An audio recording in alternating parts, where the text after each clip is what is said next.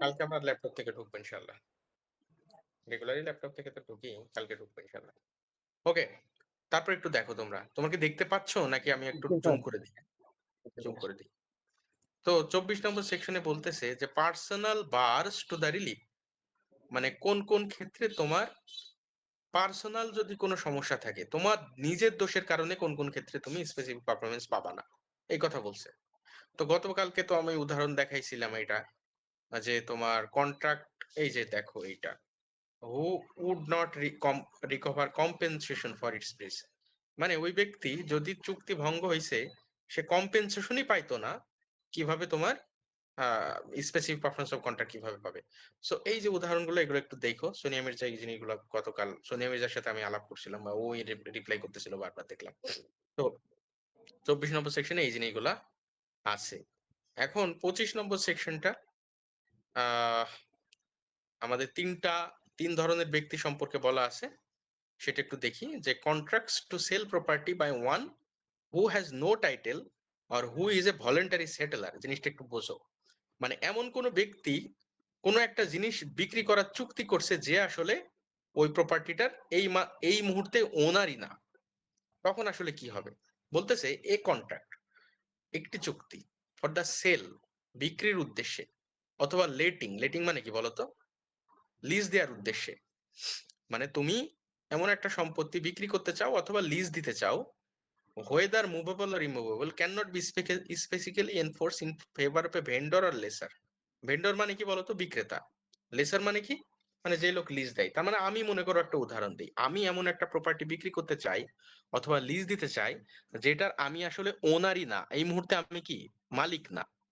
তাহলে কি বলতো? তাহলে আমি কি তোমার এখানে ক্লিন হ্যান্ডে আসি? নেই।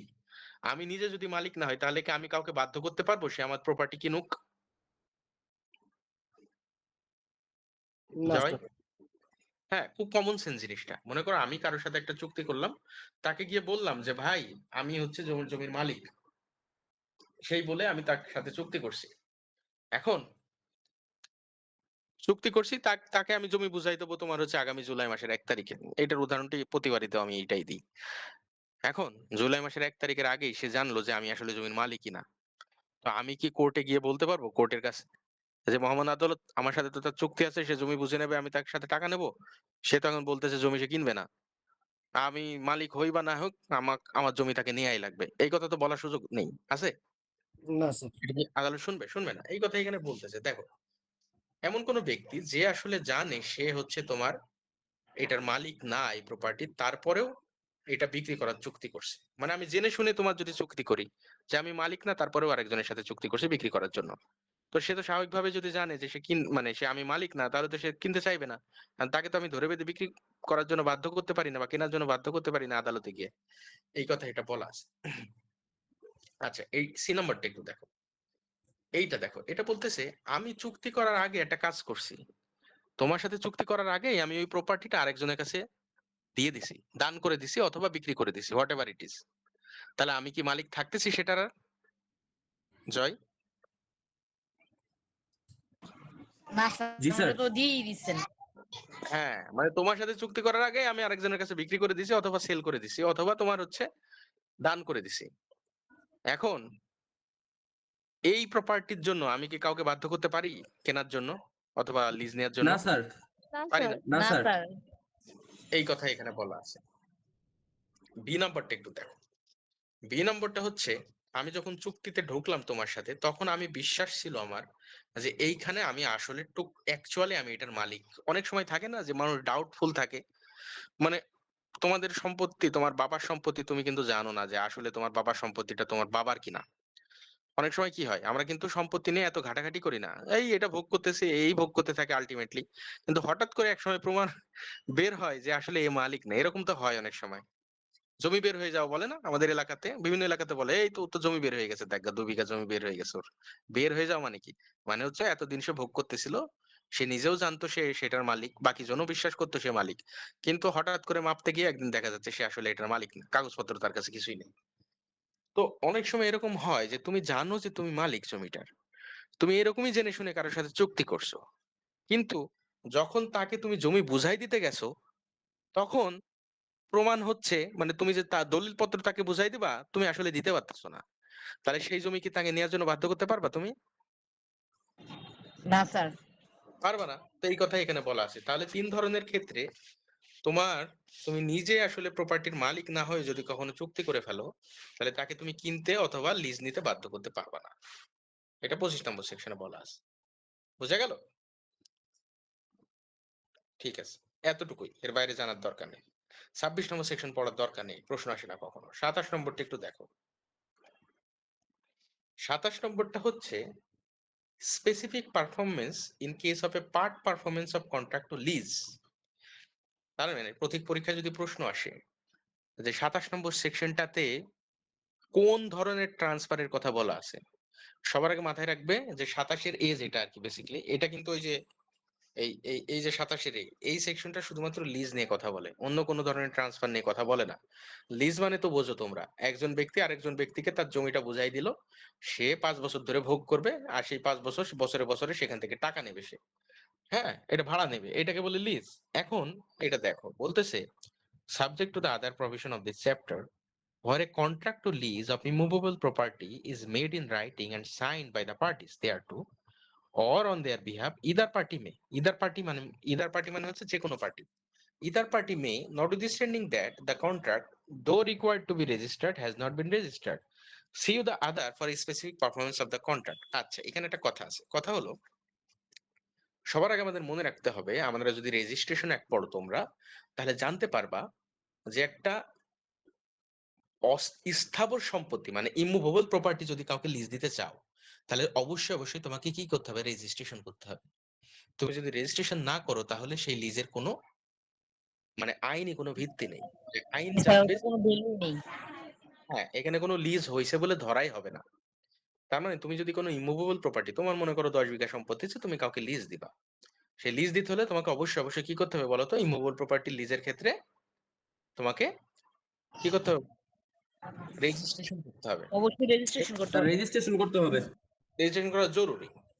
তো তুমি যদি রেজিস্ট্রেশন না করো, তাহলে কি লিজই যদি না হয়, তাহলে কি এক পক্ষ অপর পক্ষকে কি তোমার ওই ওই কন্ট্রাক্ট বা চুক্তি বাস্তবায়নের জন্য কি বাধ্য করার জন্য স্পেসিফিক পারফরম্যান্স অফ কন্ট্রাক্ট চাইতে পারবে? না স্যার পারবে না, পারবে না। কারণ ওই যে ওইটা তো লাগবেই। লিজই তো হয় নাই, রেজিস্ট্রেশনই তো তুমি করো নাই। কিন্তু একটা ক্ষেত্রে এটার একটা এক্সেপশন আছে। এক্সেপশনটা হচ্ছে তোমার ১ মিনিট একটু ধরো তো তোমরা।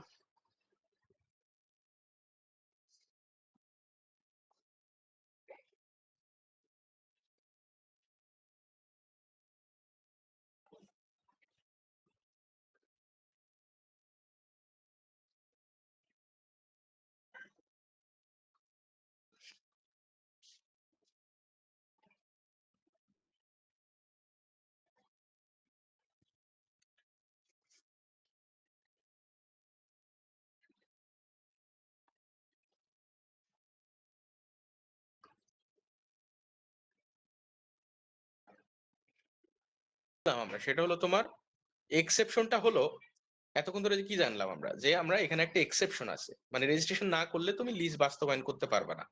কিন্তু এক্সেপশনটা হচ্ছে তোমার যদি এমন হয়, তোমার লেসার মানে তো বোঝো, মানে আমি লিজ দিচ্ছি, তুমি লিজ নিচ্ছ, ঠিক আছে? আমি যে ঘটনাটা যদি এমন ঘটে, lessor has delivered the possession of the property to the lessee in part performance of the contract, মানে যদি এমন ঘটনাটা ঘটে যে আমি তোমাকে রেজিস্ট্রেশন করি নাই, কিন্তু আমি যেটা করছি সেটা হলো তোমাকে আমি লিজের যে প্রপার্টিটা আছে সেটা কি করছি, তোমাকে আমি ডেলিভারি করে দিছি, পজিশনটা ডেলিভারি করে দিছি। বোঝা গেল? হ্যালো,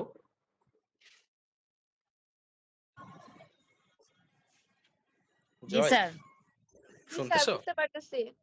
আচ্ছা, তার মানে কি ব্যাপার হচ্ছে এরকম যে এখানে বলতেছে যদি তুমি রেজিস্ট্রেশন না করো, তাহলে তোমার লিজ যদি করার চুক্তি করো, তোমরা তোমরা বলো যে ভাই আগামী জুলাই মাসের ১ তারিখে স্যার আপনার কাছ থেকে আমি লিজ নেব সম্পত্তিটা, আপনাকে কিছু টাকা অ্যাডভান্স করলাম, আপনি মাঝে মাঝে সম্পত্তি আমাকে বুঝাই দিন, আগামী জুলাই মাসের ১ তারিখে আমাকে সম্পত্তি বুঝাই দিন, আপনাকে আমি বাকি টাকা দেবো। তো এইটা হচ্ছে লিজের চুক্তি। এখন লিজের চুক্তি বাস্তবায়নের কি বলে, এখনো ডেট আসে নাই, কিন্তু আমরা চুক্তিটা করে ফেলছি। কিন্তু আইন যেটা বলতেছে সেটা হচ্ছে এই চুক্তি যতক্ষণ না পর্যন্ত রেজিস্ট্রেশন করবা ততক্ষণ পর্যন্ত এটার কোনো ভিত্তিই নেই। কিন্তু আইন আবার আরো একটা কথা বলতেছে যদি এইসব ক্ষেত্রে আমাদের যে লিজদাতা মানে যে লোকের প্রপার্টি সে যদি প্রপার্টিটাকে লেসিকে ডেলিভারি করে দেয় তাহলে এখানে রেজিস্ট্রেশনটা জরুরি না। রেজিস্ট্রেশন না হলেও যেটা হতে পারে সেটা হলো ওই যে লেসি তাকে কি করতে পারে, আমাদের লেসার বাধ্য করতে পারে সে যেন চুক্তিটা বাস্তবায়ন করে। মানে ব্যাপারটা এরকম, আমি তোমার সাথে চুক্তি করলাম যে আমার 10 বিঘা সম্পত্তি আছে, তোমাকে আমি লিজ দেব, ঠিক আছে, তুমি আমাকে মাসে মাসে বা বছর বছর টাকা দিবা। এখন আমি যেটা করছি সেটা হলো কোনো রেজিস্ট্রেশন করি নাই, তারপরেও যে কাজটা করছি সেটা হলো 10 বিঘা সম্পত্তির দখল তোমাকে বুঝাই দিছি। এখন যেহেতু আমি আমার সম্পত্তির দখল তোমাকে বোঝাই দিছি, আইন বলতেছে এখন আর আমি মানে অপরপক্ষ যেটা এটা বলতে পারবে না যে এটা রেজিস্ট্রেশন যেহেতু হয় নাই এটা আমি আর বাস্তবায়ন করব না, আপনি জমি ফেরত নেন, আমার টাকা আমি আপনাকে কিছু দেব না, এই কথা বলার সুযোগ নাই। কারণ এখানে আইন বলতেছে যখন ডেলিভারি অফ দ্য পজিশন হয়ে যাবে তখনই ধরে নিতে হবে যে রেজিস্ট্রেশনটা জরুরি না। এখানে রেজিস্ট্রেশন না থাকলেও তোমার স্পেসিফিক পারফরমেন্স অফ কন্ট্রাক্ট করার জন্য অপর পক্ষকে বাধ্য করা যাবে। ঠিক আছে? হ্যালো? জি স্যার, বুঝতে পারছি। আচ্ছা, এবার অন্য দিক থেকে একটু দেখো, অন্য দিক থেকে মানে ওই যে লেসির পয়েন্ট অফ ভিউ থেকে একটু দেখো। লেসির পয়েন্ট অফ ভিউ থেকে হচ্ছে মনে করো আমি তাকে প্রপার্টি ডেলিভারি অফ পজেশন করে দিছি, ঠিক আছে, ডেলিভারি অফ পজেশন করে দিছি, অথবা চুক্তিটা যখন করছি তখন সে অলরেডি ইন দ্য পজেশনেই ছিল, সম্পত্তির পজেশনেই ছিল, তার মানে সম্পত্তির পজেশনটা এখন লেসির কাছে আছে। লেসি মানে যে লিজ নিচ্ছে আর কি 10 বিঘা সম্পত্তি তার পজেশনে আছে। এখন যখন তার পজিশনে থাকবে তখন আমিও বলতে পারবো না যে তুমি সম্পত্তিটা আমাকে ফেরত দাও, আমি লিজটা বাস্তবায়ন করব না যেহেতু এখানে রেজিস্ট্রেশন হয় নাই, এটা আমারও বলার সুযোগ নাই। তো তার মানে পজিশন অফ দ্য প্রপার্টি যখন লেসির কাছে থাকবে তখন চুক্তি যদি তুমি রেজিস্ট্রেশন নাও করো তারপরেও কি করা যাবে না, সেটাকে স্পেসিফিক পারফরমেন্স অফ কন্ট্রাক্ট হওয়া থেকে বাকি রাখা যাবে না। আমি চাইলেও স্পেসিফিক পারফরমেন্স অফ কন্ট্রাক্ট অপরপক্ষকে করতে হবে, সেও যদি চাই আমাকে তার প্রাপ্য বুঝাই দিতে হবে। বোঝা গেল?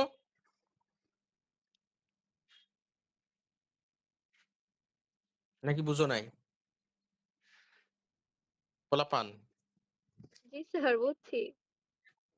ভেরি গুড, বুঝলে হবে। তাহলে স্পেসিফিক পারফরমেন্স অফ কন্ট্রাক্ট হওয়ার জন্য রেজিস্ট্রেশন সবসময় জরুরি না, ঠিক আছে। যদি লিজ প্রপার্টি হয় নরমালি রেজিস্ট্রেশন করতে হয় রেজিস্ট্রেশন অ্যাক্টের সেকশন 17 অনুযায়ী। কিন্তু এই প্রপার্টিটা বলতেছে যখন possession of the property is delivered to the lessee, lessee মানে আর কি ইজারাদার, ইজারা যে নিচ্ছে তার কাছে যখন তুমি সম্পত্তির পজেশন হস্তান্তর করে দিছো তখন তাকেও তুমি বলতে পারবা না যে সম্পত্তি ফেরত দাও, অথবা সেও তোমাকে বলতে পারবে না ভাই সম্পত্তি ফেরত নেন আমি আর আপনার লিজ নেব না, এই কথা বলার কারো কোনো পক্ষেরই সুযোগ নাই। বোঝা গেল? যদি বলে তাহলে কোর্টের কাছে যেতে পারবে এবং কোর্ট তাকে স্পেসিফিক পারসন অফ কন্ট্যাক্ট করতে বাধ্য করতে পারবে। আচ্ছা, রামিসা হত্যা নিয়ে তোমাদের মতামত শুনতে চাই আমি।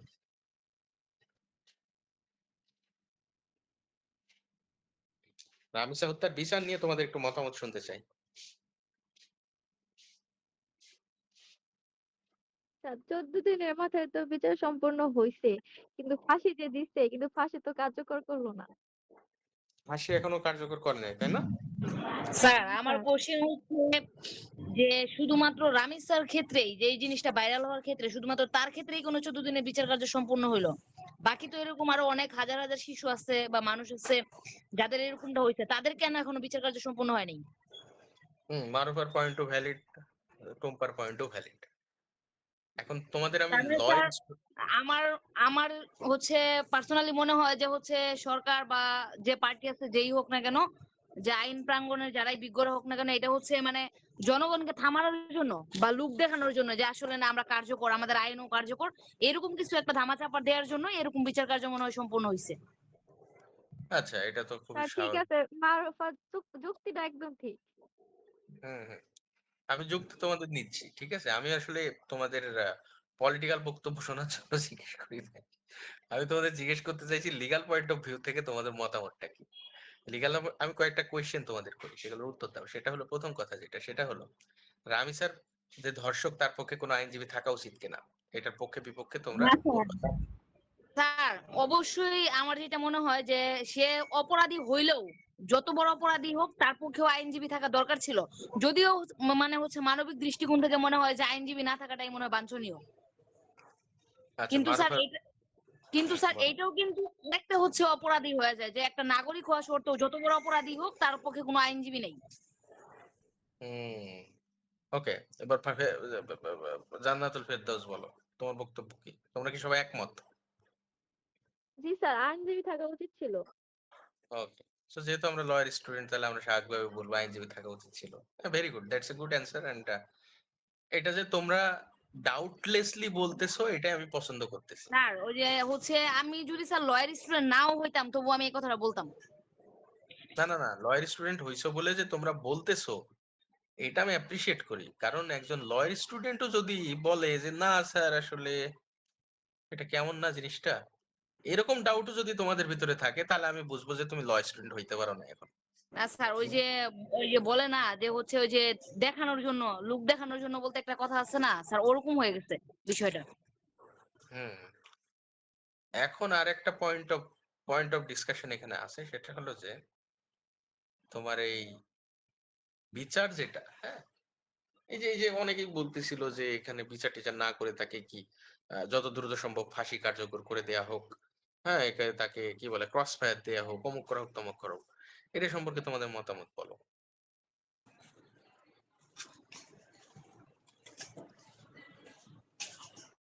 মনে করো আমি 7 দিনের মধ্যে বিচার শেষ করে আহ সে যেহেতু কনফেশনাল স্টেটমেন্ট তো তোমরা বুঝো, সবাই বুঝো না? জি স্যার, ম্যাজিস্ট্রেটের বুঝি। কাছে, হ্যাঁ, 164 ধারা সিআরপিসি।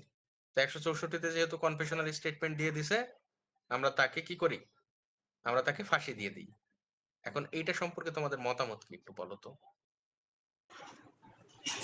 স্যার সবসময় তো হচ্ছে 164 ধারা অনুযায়ী স্যার সবসময় যে স্টেটমেন্ট দিলেই যে তাকে ফাঁসি দিতে হবে বা দেয়া হবে এরকমটাও কিন্তু না স্যার, এখানে কিন্তু এক্সেপশনও আছে। যে হচ্ছে কোনো একটা ব্যক্তিকে তার রায় কার্যকর করার আগে অবশ্যই কিন্তু বিচার বিশ্লেষণ বা হচ্ছে পারিপার্শ্বিকতা এই জিনিসগুলো কিন্তু স্যার বিচার করতে হবে। তো আমরা জনগণ বা হচ্ছে আমরা যদি আমাদের মন মতো বলে দেই যে একজনকে ক্রস ফায়ার করে দিল বা সে যত খারাপ কাজই করুক তাকে এটা করা হোক ওইটা করা হোক, এটা কিন্তু স্যার হচ্ছে আইনে বা লিগালি কিন্তু এটা যায় না। আচ্ছা, তোমাদের বিখ্যাত তোমাদের দুইজন সিনিয়র আপু, আমাদের ডিপার্টমেন্টের না, দুইজন অ্যাডভোকেট, মোস্ট প্রবাবলি খুব ভাইরাল হয়েছিল, দুজন মহিলা, তোমরা ওদের ফেসবুকে দেখছো। তারা যেটা বলছিল, অথবা জান্নাতুল পিয়া নামে একটা বোধহয় অ্যাডভোকেট আছে, আই ডোন্ট নো। আহ হ্যাঁ স্যার, একজন আছে, উনি হচ্ছে অভিনেত্রী প্লাস অ্যাডভোকেট। হ্যাঁ স্যার ওটা দেখছি স্যার, হ্যাঁ উনি হচ্ছে অভিনেত্রীও আবার অ্যাডভোকেটও। হ্যাঁ, তো ওনারা এবং ওই যে মহিলা দুইজন অ্যাডভোকেট, ওনারা দুইজন মিলে তাদের বক্তব্য সেম আর কি। তারা যেটা বলছিল সেটা হলো যে 164 ধারা কনফেশনাল স্টেটমেন্ট বা তোমার হচ্ছে জবানবন্দি দেওয়ার পরে আর কখনো আর কোনো কিছু বাকি থাকে না। তাদের বক্তব্য যেটা ছিল, এখন কাজ হলো একটাই, সেটা হলো ফাঁসি কার্যকর করা। And তোমাদের বক্তব্য বলো, এটা লিগ্যাল পয়েন্ট অফ ভিউ থেকে এটা কারেক্ট নাকি রং?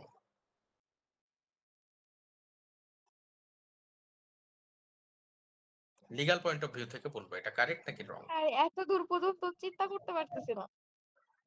এটা করতে পারতেছো না? আচ্ছা, তোমরা বলো। স্যার যেভাবে মারছে ওইটা ভাবলেই জানি কেমন লাগে, যেইভাবে নৃশংসভাবে মারা হয়েছে রামিসাকে। এটা তো আমরাও জানতেছি, আমরা তো স্যার সবাই জানি।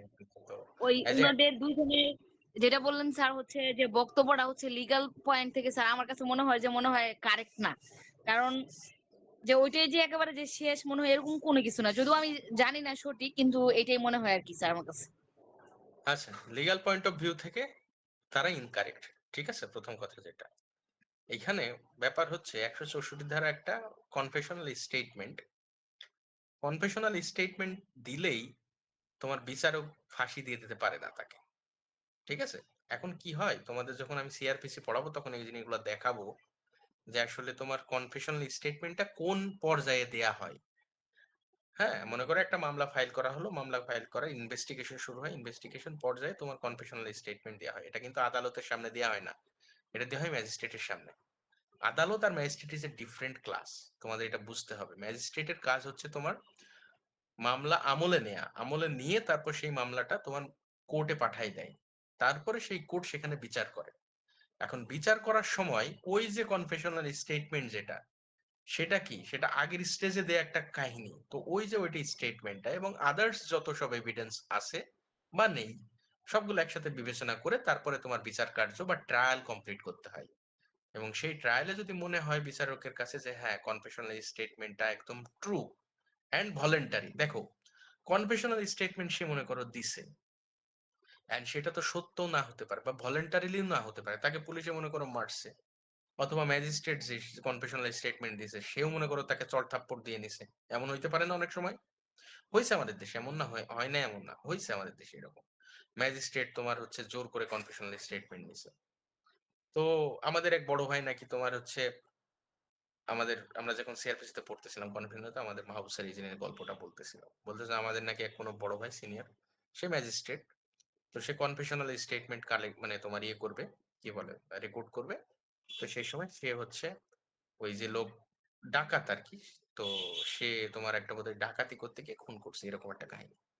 তো সে কনফেশনাল স্টেটমেন্ট দিতে রাজি হইছে, আসছে। এসে আ আমাদের সেই বড় ভাই নাকি যেটা করছে সেটা হলো ওই পকেট থেকে তার সার্ভিস রিভলভারটা বের করছে। মানে তোমরা জানো কিনা জানি না, জাজরা বা ম্যাজিস্ট্রেটরা তোমার রিভলভার রাখতে পারে।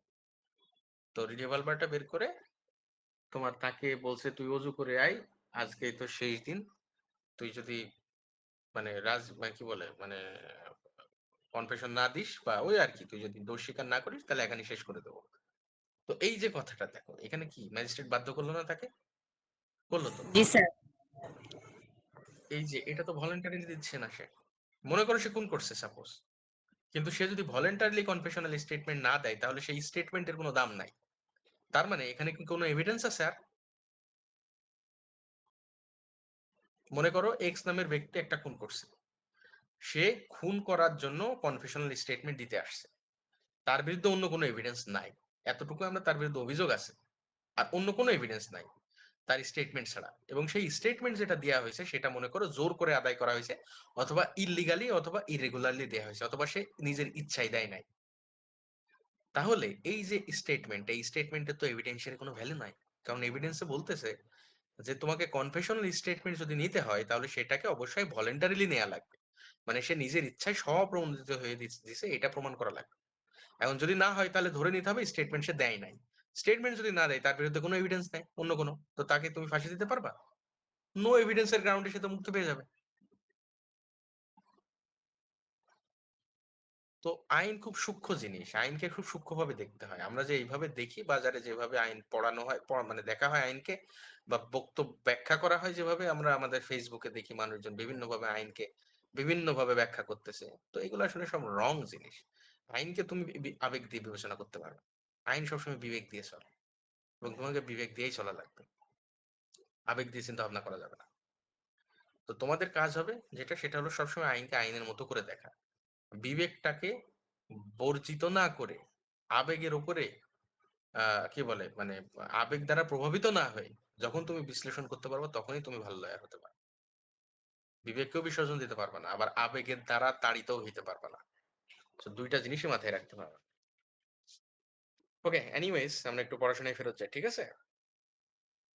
তো হ্যাঁ, যেটা বলতেছিলাম সেটা হলো এই যে রামিসার ব্যাপারে যেটা সেটা হলো কনফেশনাল স্টেটমেন্ট আমাদের দেশে এমনও ঘটনা ঘটছে যে তুমি কনফেশন দিছো, তোমার রায় দিয়ে দিছে যে ফাঁসির রায় এবং ফাঁসিও কার্যকর হয়ে গেছে। পরবর্তীতে দেখা গেছে যে মেয়েকে তোমার হচ্ছে রেপ করে রেপের তোমার কারণে ফাঁসি হয়েছে তার, সেই মেয়ে দেখা যাচ্ছে ২ বছর পরে ফেরত আসছে। সে তার বয়ফ্রেন্ডের সাথে পালাই গেছিল। কি বুঝলাম? এখন রামিসার কেসে আমি এটা বলতেছি না এরকমই হয়েছে। রামিসার কেসে তাকে হত্যা করা হয়েছে এবং খুব জঘন্যভাবে করা হয়েছে। আমি ধরে নিছি যে ওই যে ওই করছে। আমি ধরে নিলাম প্রাইমা ফেসিতে। কিন্তু তাকে তো বিচারের মাধ্যমে তাকে প্রমাণটা করতে হবে। এবং তার যে কনফেশন, তার কনফেশনে কিন্তু একেকবার একেক রকম কথা আসছে। দেখছো বোধহয়। সে কনফেশনাল স্টেটমেন্টে একরকম কথা বলছে, আদালতে গিয়ে একটা কথা বলছে। জি স্যার, আমার নতুন একজনকে এড করছে ডলার নামে, কি জানি। হ্যাঁ, তো তুমি যখনই এই টাইপের কথা এটাকে বলে রিট্রাকশন অফ কনফেশন। রিট্রাকশন মানে বোঝো তো। রিট্রাকশন মানে তুমি একটা কথা বলে আসছো স্যার কত কনফেশন। Number section পড়াইতেছেন? আমরা একটু অন্য জিনিস আলোচনা করতেছি। ও আমি লেট করে ফেলছি তো এই জন্য। ঠিক সমস্যা আছে। নেই। তো এটাকে বলে রিট্রাকশন অফ কনফেশন মানে যখন প্রিভিয়াসলি তুমি কনফেশন দিছো ম্যাজিস্ট্রেটের কাছে, ম্যাজিস্ট্রেটের কাছে কনফেশন দিয়ে আদালতে যখন সেই কনফেশনটা তোলা হচ্ছে তখন তুমি আবার বলতেছো যে আমার কাছে ওই যে কথাগুলো বলছিল ওইটার সাথে কন্ট্রাডিক্টরি কথাবার্তা বলছো, এটা বলে রিট্রাকশন। অথবা তুমি বলতেছো আমি কনফেশন দিয়েছি, আমাকে জোর করে বাধ্য করে করাইছে। অল দিস থিংস আর রিট্রাকশন। এবং কনফেশনাল স্টেটমেন্ট নেওয়ার আগে কিন্তু বেসিক কিছু কাজ আছে, এটা মাথায় রাখতে হবে। ম্যাজিস্ট্রেটকে কিছু জিনিস মেনটেন করতে হয়। সবার আগে যে জিনিসটা মেনটেন করতে হয় সেটা হলো তাকে, এই যে যে লোক অপরাধী তাকে বলতে হবে যে তুমি কিন্তু কনফেশনাল স্টেটমেন্ট দিতে বাধ্য না। তুমি যদি কনফেশনাল স্টেটমেন্ট দাও তাহলে এটা তোমার বিরুদ্ধে ব্যবহার করা হতে পারে, এবং তুমি কিন্তু ফ্রি, তুমি না দিলে কোনো সমস্যা নেই। এবং দ্বিতীয় কথা যেটা, সেটা হলো তুমি কি নিজের ইচ্ছায় স্বপ্রণোদিতভাবে কনফেশনাল স্টেটমেন্ট দিচ্ছ, এটা সম্পর্কে তাকে নিশ্চিত হতে হবে কোয়েশ্চেন করার মাধ্যমে। কেন দিচ্ছে, কোথায় ছিল, পুলিশ তাকে মারছে কিনা, তার গায়ে কোনো ভিজিবল আঘাতের চিহ্ন আছে কিনা। All those things shall be considered before taking confession. Confession নেওয়ার আগে এই জিনিসগুলো নিশ্চিত করতে হবে। তারপরে আর একটা কাজ করতে হবে, সেটা হলো তোমার, এখন তো আইন আরো চেঞ্জ হয়ে গেছে, তোমার ম্যাজিস্ট্রেটের কাছে কনফেশনাল স্টেটমেন্ট নেওয়ার আগে তাকে তোমার হচ্ছে মেডিকেল এক্সামিনেশন করতে হবে, আসার পরে মেডিকেল এক্সামিনেশন করতে হবে। তো তারপরে যেটা করতে হবে সেটা হলো তোমার তার যে কনফেশনটা সেটা যে সত্য এবং সেটা যে তোমার পুরোপুরি ভলেন্টারি দেওয়া হয়েছে এটা সম্পর্কে ম্যাজিস্ট্রেটকে নিশ্চিত হতে হবে। তারপরে যদি নিশ্চিত হয় তখনই সেটাকে এভিডেন্স হিসেবে সে প্রেরণ করবে, আদারওয়াইজ প্রেরণ করবে না। আর একটা জিনিস নিতে হবে, সেটা হলো তার চক্ষুর সামনে আশেপাশে যেন কোনো পুলিশ অফিসার না থাকে যখন কনফেশন সে দিচ্ছে, বুঝতে পারছো? এবং তাকে টাইম দিতে হবে যাতে করে সে বুঝতে পারে যে আসলে সে কেন দিচ্ছে। মানে হুট করে সে গেলাম আর তুমি কনফেশন নিয়ে নিলাম, এমন হবে না। তোমরা বোধহয় এই যে আমাদের ইয়ে কেসটা দেখছো কিনা জানি না, তোমার এই যে ওই আমাদের ভারতে আহ ভারতে একটা মামলা হয়েছিল, তোমরা জানো কিনা জানি না। জায়গাটার নাম হচ্ছে তাজ হোটেলে একটা বোমা বিস্ফোরণ হয়েছিল, মনে আছে তোমাদের? মনে আছে কিনা জানি না, এটা নিয়ে একটা কেস আছে। তোমার হোটেল তাজে তোমার বোমা বিস্ফোরণ হয়েছিল। তো যে করছিল সে অনেকগুলো মানুষ মেরে ফেলছিল। যে করছিল তার নাম হচ্ছে তোমার আজমাল কাসাব। নাম শুনছো কি নামে জানি না তোমরা, সিনেমা আছে একটা এটার উপরে। তোমার আমাদের নানা পাটেকারের নাম শুনছো তোমরা? নানা পাটেকার জি স্যার, জি স্যার, নাম, অভিনেতা। অভিনেতা। তো নানা পাটেকার তোমার এটাতে অভিনয় করছে পুলিশ অফিসার হিসেবে। তো আজমাল কাসাবের উপরে একটা সিনেমা আছে, ডকুমেন্টারিও আছে। তো আমি তোমাদের লিঙ্কটা দেবো, তোমরা একটু দেখো। তো ওই বম, ওটাকে বলে বোম্বাই, বোম্বাই তোমার হচ্ছে হোটেল ব্লাস্ট। তো ওই মামলাতে আজমাল কাসাব তোমার অনেকজন মানুষকে এইভাবে খুন করছে। And এটা টেরোরিস্ট অ্যাটাক বেসিক্যালি। তো আজমাল কাসাব তো মুসলিম, হ্যাঁ। তো এখন ইন্ডিয়াতে তোমরা একটু বুঝতেছো, সে তো মুসলিম, তারা চাইলেই কিন্তু তাকে খুব দ্রুত ফাঁসি কার্যকর করে ফেলতে পারতো। কিন্তু ইন্ডিয়ান জুডিশিয়াল সিস্টেম এখন জানি না কি অবস্থা। ইন্ডিয়ান জুডিশিয়াল সিস্টেম আমাদের থেকে অনেক আগায়, অনেক আগায় আমাদের থেকে, মনে করো 100 বছর আগায় আছে ওরা আমাদের থেকে। তো জুডিশিয়াল সিস্টেম যেটা করলো সেটা হলো আজমাল কাসাবকে, ওইখানকার একজন মহিলা ম্যাজিস্ট্রেট ছিলেন, উনি 3 দিন পর্যন্ত টাইম দিল। বললো কাসাব তুমি কনফেশনাল স্টেটমেন্ট দিবা, দিতে পারো, বাট তুমি কি নিজে দিচ্ছ? যদি দাও, মানে ওর ভিতরে একটা তোমার, মানে এখানে তুমি সিনেমা যখন দেখবা তখন দেখতে পাবা তোমার নানা পাটেকারের সাথে ওর একটা ইন্টারাকশন আছে। তো নানা পাটেকার তো অফিসার অফ দ্য, কি বলে, উনি তো ওসি একটা থানা। তো ওকে খুব চড় থাপ্পড় দেয়, ওকে ওকে খুব বুঝায় আর কি, মানে ওকে আর কি খুব ইয়ে করে, রিবুক করে যে ইসলাম এরকম না, ইসলাম ওই রকম না, তোমরা যেভাবে ইসলামকে প্রেজেন্ট করো ওই রকম না। তো ভালো কথা বলে, এখানে খারাপ কথা তো আর বলে না, তো কিন্তু থাপ্পড় টাপ্পড় তো দেয়। তো ওইখানে তারপরে ওকে ম্যাজিস্ট্রেটের কাছে নিয়ে যায়। ম্যাজিস্ট্রেটের কাছে নিয়ে গিয়ে ম্যাজিস্ট্রেট জিজ্ঞেস করে তাকে সে আসলে নিজের ইচ্ছায় দিচ্ছে কিনা, তাকে পুলিশ কোনো টর্চার করছে কিনা। এই যে এগুলো জিজ্ঞেস করে আজমাল কাছে কিছু বলে না। তো ওকে 2 দিনের জন্য তোমার হচ্ছে 72 ঘন্টা, প্রায় 72 ঘন্টা পর্যন্ত ওকে ওর কনফেশনাল স্টেটমেন্ট নেয় নাই ম্যাজিস্ট্রেট। কারণ ম্যাজিস্ট্রেটের কাছে মনে হয়েছে সে ভলেন্টারিলি দিচ্ছে না। তো ম্যাজিস্ট্রেট যতক্ষণ না পর্যন্ত নিশ্চিত হবে সে ভলেন্টারিলি দিচ্ছে না ততক্ষণ পর্যন্ত স্টেটমেন্ট নেওয়া যাবে না। কারণ তুমি একটু বোঝো ব্যাপারটা হচ্ছে এখানে যে তুমি ভলেন্টারিলি যদি স্টেটমেন্ট না দাও তাহলে কি হচ্ছে, এটা যখন পরবর্তীতে প্রুভ হয়ে যাবে যে সে ভলেন্টারিলি দেয় নাই, তখন ট্রায়ালে গিয়ে আর কোনো এভিডেন্স থাকে না। তুমি একটু টেকনিক্যালি জিনিসটা বোঝো। তোমরা মানে পুলিশ অফিসার জানতেছে সে একটা কনফেশনাল স্টেটমেন্ট দিছে, তো কনফেশনাল স্টেটমেন্টের উপর বেস করেই তাকে চার্জশিট দিয়ে দেবে। চার্জশিট মানে তো বোঝো আর কি, তাকে চালান করে দেবে, বলবে হ্যাঁ আমাদের কাছে এভিডেন্স আছে, তাকে বিচার করেন যান। কিন্তু বিচারে গিয়ে দেখা গেল সে যে কনফেশনাল স্টেটমেন্টটা দিছিল সেটা হচ্ছে ফল্টি, মানে তাকে যথেষ্ট সময় দেওয়া হয় নাই, সে আসলে নিজের ইচ্ছায় দেয় নাই, ম্যাজিস্ট্রেট তাকে নিশ্চিত হতে দেয় নাই। অল দোজ প্রবলেম যদি ক্রিয়েট করতে পারে, ডিফেন্স লয়ার যদি এই জিনিসগুলো দেখাইতে পারে যে এটা একটা ফল্টি কনফেশনাল স্টেটমেন্ট, তাহলে কিন্তু ইয়ের পক্ষ থেকে তোমার প্রসিকিউশনের পক্ষে আর কোনো এভিডেন্স থাকে না।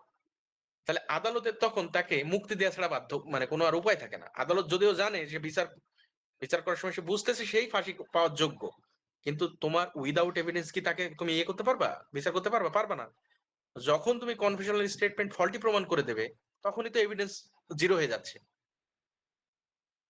তো এই জন্য শুধুমাত্র কনফেশনাল স্টেটমেন্টকে বেস করা যায় না। এটার পিছনে হওয়া উচিত, আমরা একটা যুক্তি দিছিলাম, আমরা যখন তোমার ইউনিভার্সিটি পড়ছিলাম আমরা একটা যুক্তি দিছিলাম 164 তুলে দেয়া হোক, সিআরপিসিতে কনফেশনাল স্টেটমেন্টের কোনো প্রভিশন যাতে না থাকে। আমাদের একটা অ্যাসাইনমেন্ট ছিল এটার উপরে, এবং আমাদের যুক্তি ছিল এটা, যদি কনফেশনাল স্টেটমেন্টের কোনো প্রভিশন না থাকে তাহলে পুলিশকে প্রমাণ করতে হবে, মানে পুলিশকে তোমার এভিডেন্স কালেক্ট করতে হবে, কালেক্ট করে তার বিরুদ্ধে চার্জশিট দাঁড় করাইতে হবে। আমরা শুধু কি করি, আমাদের পুরো পুরো ইনভেস্টিগেশন এখন বেস করে শুধুমাত্র কনফেশনাল স্টেটমেন্ট কিভাবে আদায় করা যায়, কনফেশনাল স্টেটমেন্ট নিয়ে চালান দিয়ে দেবে, যাও বিচার করো গিয়ে, এটাই পুলিশের কাজ, এর বাইরে তারা কাজ করে না কোনো। এখন কনফেশন যদি না থাকে তাহলে পুলিশকে তোমার আদার এভিডেন্স কালেক্ট করতে হবে তার বিরুদ্ধে। সে নিজে যদি স্বীকার না করে তাহলে তাকে কি করতে হবে, প্রমাণ করতে হবে অন্যভাবে। অন্যভাবে প্রমাণ করা তো কঠিন, অন্যভাবে প্রমাণ করার জন্য তোমাকে আরো এভিডেন্স কালেক্ট করতে হবে। তো এই এভিডেন্স কালেকশনটা পুলিশ করে না। তো আমরা বলছিলাম যে কনফেশনাল স্টেটমেন্ট রাখারই দরকার নেই, কারণ কনফেশনাল স্টেটমেন্ট নিয়ে একটা ইয়ে আছে তোমার, আমাদের মাহবুব স্যারের একটা রিসার্চ আছে, উনি যেটা করছিলেন 3000 অ্যাকিউজড কে তিনি একটা হচ্ছে তোমার ইয়ে করছিল, ইন্টারভিউ করছিল, এবং 3000-এর ভিতরে 2999 জন, একজন বাদে বাকি সবাই বলছিল যে তারা হচ্ছে তোমার কি বলে ওই কনফেশনাল স্টেটমেন্ট যেটা দিছে তারা হচ্ছে নিজের ইচ্ছায়, মানে ওই যে বলে না যে বিবেকের তাড়নায়, যে কনফেশনাল স্টেটমেন্ট দেওয়ার ব্যাপারটা বিবেকের তাড়নায় কেউ দেয় নাই। মানে কনফেশনাল স্টেটমেন্ট কেন দেয় মানুষ বলো তো? তুমি কেন দিবা? তুমি তুমি তুমি হচ্ছে ইয়ে করছো, আহ আহ, তুমি একটা খুন করছো, তুমি খুন করছো, তুমি যদি কনফেশনাল স্টেটমেন্ট দাও তাহলে তোমার কোনো লাভ নাই। তোমার লাভ নাই কেন? আমাদের দেশে তোমার কনফেশনাল স্টেটমেন্ট দিলে কোনো রকমের শাস্তি কমানো হয় না। তো তুমি জানো যে তুমি কনফেশনাল স্টেটমেন্ট দিলে তুমি শাস্তি তোমার কমানো হবে না, তাহলে তুমি একমাত্র একটা কারণেই কনফেশনাল স্টেটমেন্ট দিতে পারো, সেটা হচ্ছে তোমার বিবেক যদি তোমাকে নাড়া দেয়। মানে বেসিক্যালি তুমি বিবেকের তাড়নায় শুধুমাত্র কনফেশনাল স্টেটমেন্ট দিতে পারো। এই যে এই ছেলেটা দিছে, এই যে কি জানো, এই রামিসার যে অ্যাকিউজড, দর্শক হিসেবে অ্যাকিউজড, সে কোন কারণে কনফেশনাল স্টেটমেন্ট দিল? তোমাদের কাছে কি মনে হয়? তার শাস্তি হওয়ার পর বিচার কম, মানে শাস্তি কমাই দেবে এই জন্য কি কনফেশনাল স্টেটমেন্ট দিছে? দেয় নাই। তাহলে তার লাভ কি দিয়ে? স্যার ওই যে পুলিশ যে টর্চার করে ওটার হাত থেকে বাঁচার জন্য এরকম স্টেটমেন্ট দেয়। প্রবলেম এইখানেই।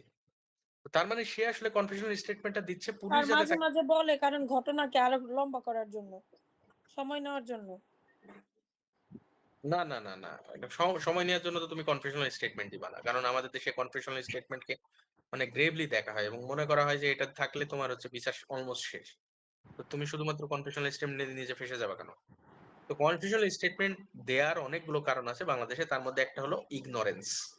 মানে এরা জানে না যে আসলে কনফেশনাল স্টেটমেন্টটা আমি না দেয়া বাধ্য না, আমি না দিতে বাধ্য না, কারণ আমাদের ম্যাজিস্ট্রেট এটা পালন করে না। ওরা প্রথমে বলে না যে তোমার হচ্ছে কনফেশনাল স্টেটমেন্ট দিতে তুমি কিন্তু বাধ্য না, অথবা ভালো লয়ারের খুব অভাব আমাদের সোসাইটিতে।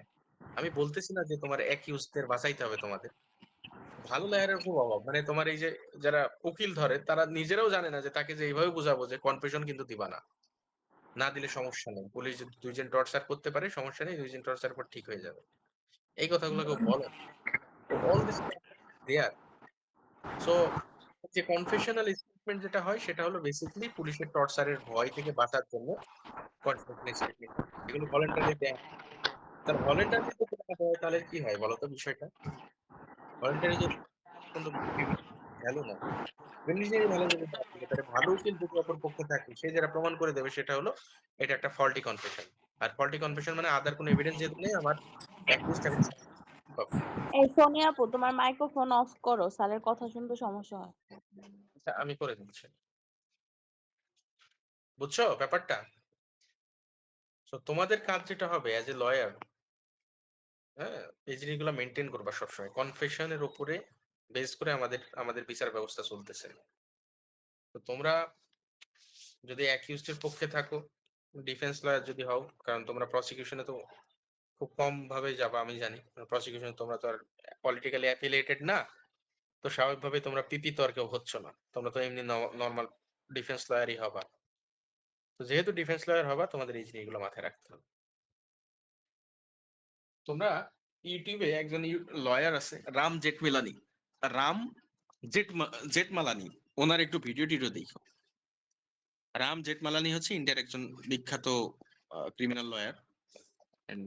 উনি কথাবার্তা খুব ক্লিয়ার এবং ওনার মাইন্ডসেট খুব ক্লিয়ার। ওনার ভিডিও টিডিও দেখলে বুঝতে পারবা লয়ারদের কিরকম হওয়া উচিত এবং কিভাবে চিন্তা করা উচিত। বুঝতে পারছো? রাম জেঠমালানি নামটা আমি বলে দিলাম আবার। ওনার একটা বই আছে আমার কাছে, তোমাদের আমি এখন দেখাইতে পারবো কিনা জানি না। বইটার নাম হচ্ছে দ্য রেবেল। হ্যাঁ, দেখাই তোমাদের, ছবিটা দেখাই, দ্য রেবেল, রাম জেঠমালানি। এই যে, তোমরা কি দেখতে পাও? দাঁড়া, তোমাদের আমি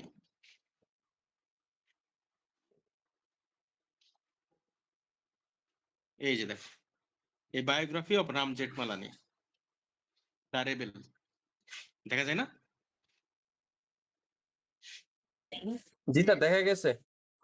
হ্যাঁ, এই যে এই বইটা আমার কাছে আছে, মোটা বই, প্রায় তোমার 500-600 পেজের উপরে বা তারও বেশি হইতে পারে। তো ওনার লাইফ স্টাইল সম্পর্কে আমি ইউটিউবে ভিডিও টিডিও দেখছি। বইটা আমার পুরোটা পড়া হয় নাই, কিছু অংশ পড়ছি, ইংরেজি বই যদিও। তোমাদের যদি মনে হয় পড়তে চাও, নিতে পারো আমার কাছ থেকে। একদম আমি এটা বাংলাদেশের সব জায়গায় পাবা না এই বইটা। এটা একটা স্পেশাল একটা দোকান আছে আমার, ওই কি বলে, এটা নিউ মার্কেটের ভিতরে, নীলক্ষেত না কিন্তু, নিউ মার্কেটের ভিতরে একটা দোকান আছে, ওইখান থেকে আমি নিয়ে আসি বইগুলো। তোমরা চাইলে নিতে পারো আমার কাছ থেকে। তো এইটাই আর কি। ভালো লয়ার হতে হলে চিন্তা ভাবনা ক্লিয়ার থাকতে হবে, প্র্যাকটিক্যাল বিষয় সম্পর্কে আইডিয়া রাখতে হবে, এবং যেসব ঘটনাগুলো ঘটতেছে চারিদিকে নজর রাখতে হবে, এবং এইখানে লিগ্যাল পয়েন্ট অফ ভিউ কোনগুলা সেগুলা সম্পর্কে ক্লিয়ার ভিউ রাখতে হবে। যেখানে প্রবলেম কোথায় হচ্ছে, ভুল কোথায় হচ্ছে, আমি যদি লয়ার হতাম তাহলে কিভাবে চিন্তা করতাম। ঠিক আছে? ওকে, হয়ে গেল জিনিসটা। SR act. ওকে, তো এখন 27 নম্বর সেকশনটা আমরা পড়ে শেষ করি। হ্যাঁ, ওকে। 5 জন ব্যক্তি relief against parties and persons claim under them by subsequent title. ব্যাপার হচ্ছে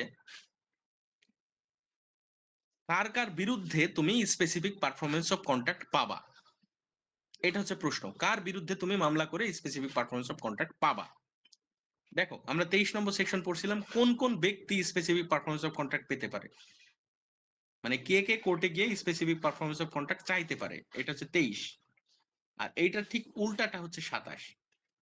এই যে দেখো 27, মানে কার বিরুদ্ধে তুমি স্পেসিফিক পারফরমেন্স অফ কন্ট্রাক্ট চাইতে পারো, কার বিরুদ্ধে। তো দেখো, ইদার পার্টি মানে তো বোঝো, মানে তোমার বিরুদ্ধে আরেকজন মামলা করতে পারবে, তুমি আরেকজনের বিরুদ্ধে মামলা করতে পারবে। তাহলে ইদার পার্টি, এটাও তো কিন্তু এখানেও আছে, দেখো ইদার পার্টি এনি পার্টি। ঠিক আছে? তো এখন ইদার পার্টি তো স্বাভাবিক কথা, এটা দুই পার্টির against specific performance of contract চাইতে পারে। আচ্ছা, এরপরে ডি নাম্বারটা দেখো, ডি নাম্বারটা কিন্তু আগেও আমরা দেখছি একবার। সেটা হচ্ছে কোনো একটা কোম্পানি, মনে করো কোনো একটা কোম্পানি আর একটা কোম্পানির সাথে যদি যুক্ত হয়ে যায়, তাহলে কি হয় বলতো? আমি গতকাল পড়াইছিলাম এই জিনিসটা। কোন একটা কোম্পানি, বড় কোম্পানি, মনে করো হিরো কোম্পানি হন্ডা কোম্পানির সাথে যুক্ত হয়ে গেছে, হিরো হন্ডা হয়ে গেছে। এখন হিরো কোম্পানি যে চুক্তিটা করে গেছিল, সেই চুক্তিটা বাস্তবায়ন করার জন্য হিরো হন্ডা কোম্পানিকে বাধ্য করা যাবে নাকি যাবে না? That is my question.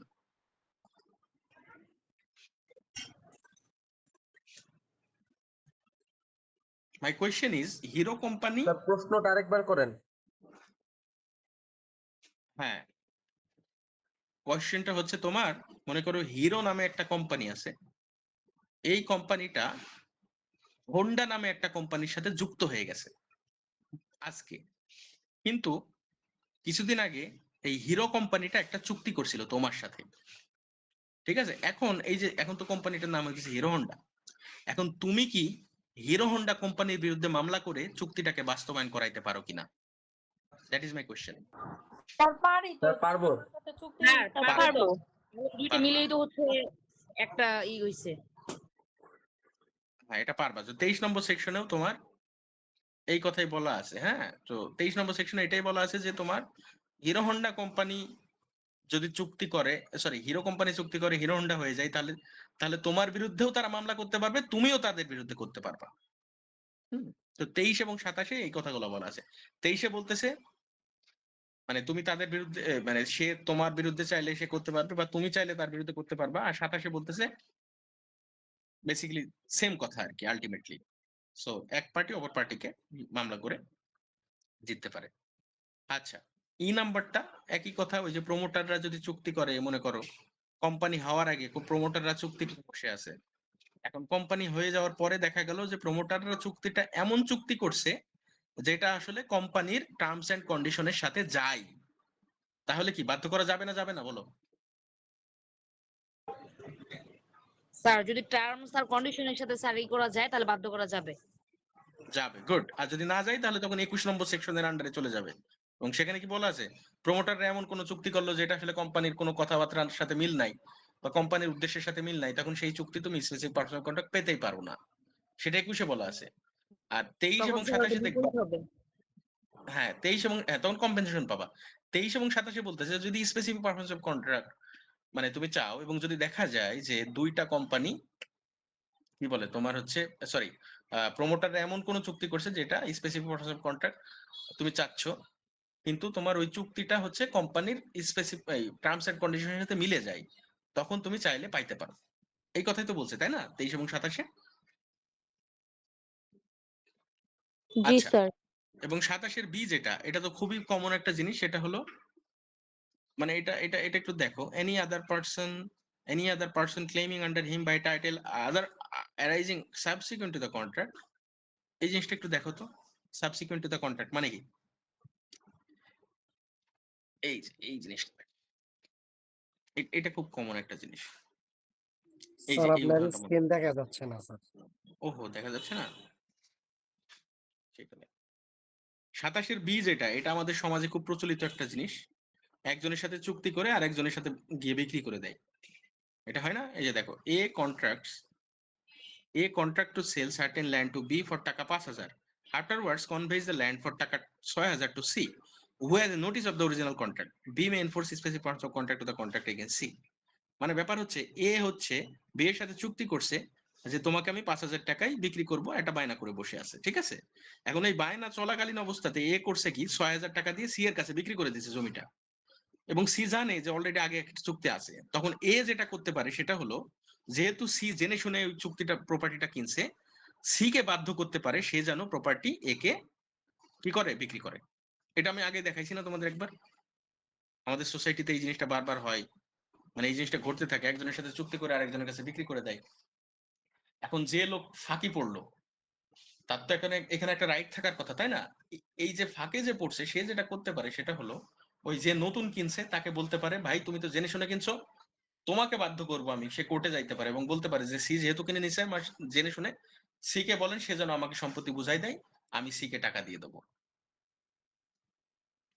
বোঝা গেল? হ্যালো? জি স্যার। হ্যাঁ, এই যে তুমি জেনে তার শুনে মানে স্যার এখানে বিয়ের মধ্যে হচ্ছে যে বিক্রি করবে তাকে বাধ্য করবে না, যে কিনবে তাকে স্যার বাধ্য করবে যে দেওয়ার জন্য। হ্যাঁ হ্যাঁ হ্যাঁ, যে কিনবে তাকে বাধ্য করা যাবে, কারণ সে তো মালিক হয়ে গেছে অলরেডি, এখন তো আর বি কে বাধ্য করে তুমি কিছু করতে পারবে না।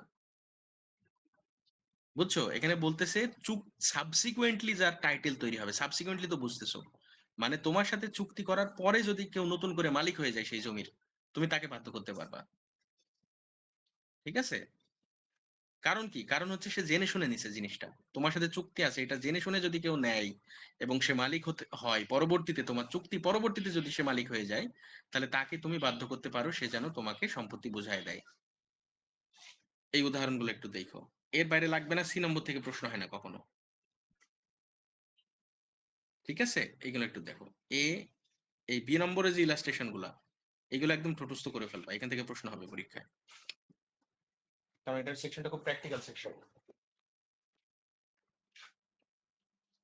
ঠিক আছে পোলাপান? বোঝা গেল? জি স্যার। ঠিক আছে, আজকের মতো এখানেই থাক। অনেক আলাপ হলো তোমাদের সাথে। আজকে এখানে আর নতুন জিনিস